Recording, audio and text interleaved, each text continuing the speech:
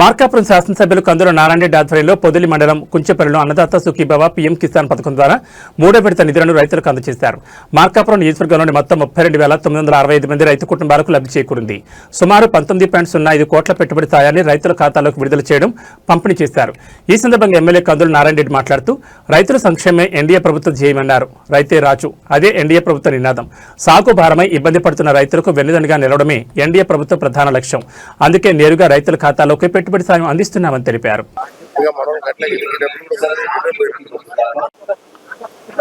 అది వాళ్ళు చేయాలి, మనం చేసేది కాదు.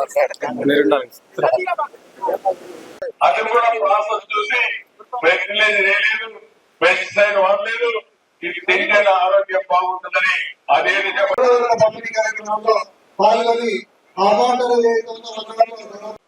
చాలా సంతోషం. మన కుంచెపల్లి గ్రామంలో ఈరోజు ఈ అన్నదాత సుఖీభవ కార్యక్రమాన్ని ఏర్పాటు చేసుకోవడం.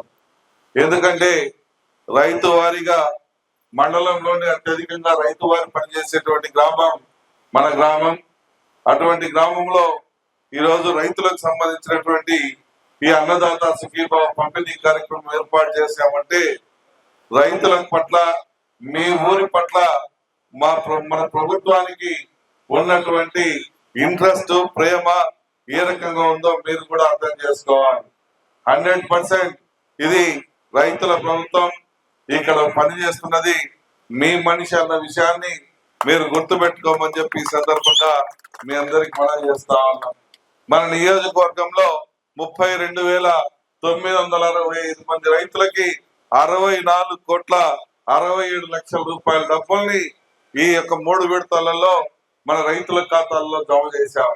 ఎక్కడ కూడా కక్ష సాధింపులు గాని, లేదంటే గతంలో పార్టీ వివక్షలు గాని ఇటువంటివి చూడకుండా రైతు అన్న వాళ్ళందరికల్లా న్యాయం చేయమని చెప్పి అధికారులకు ఆదేశాలు ఇచ్చి ప్రతి ఒక్కరికి కూడా న్యాయం జరిగేలా చూడటం జరుగుతా ఉందని చెప్పి మీకు ఈ సందర్భంగా మనవి చేస్తా ఉన్నాం.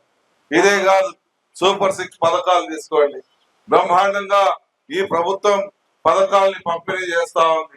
ఆర్థిక లోటు, ఆర్థిక ఇబ్బందులు, ఎన్నో రకాల సమస్యలు ఉన్నా కూడా ఇచ్చిన మాట కట్టుబడి ఉండాలని ఆ తండ్రి కొడుకులు ఇద్దరు పడుతున్నటువంటి కష్టము, వాళ్ళు ఈ రాష్ట్రాన్ని నిలబెట్టే దానికోసం వాళ్ళు పడుతున్నటువంటి కష్టం, వాళ్ళు చేస్తున్నటువంటి పనులు మనం జీవితంలో మర్చిపోలేం.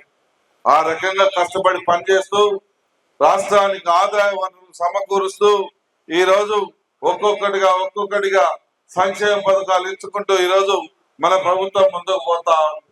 ఇటువంటి తరుణంలో మన ప్రభుత్వాన్ని కొనియాడాల్సింది పోయి కొందరు మాట్లాడుతా ఉన్నారు. మేమైతే బ్రహ్మాండంగా పరిపాలన చేశాం, మేమైతే బ్రహ్మాండంగా పథకాలు ఇచ్చాం, బ్రహ్మాండమైనటువంటి పరిపాలన అందించామని చెప్తా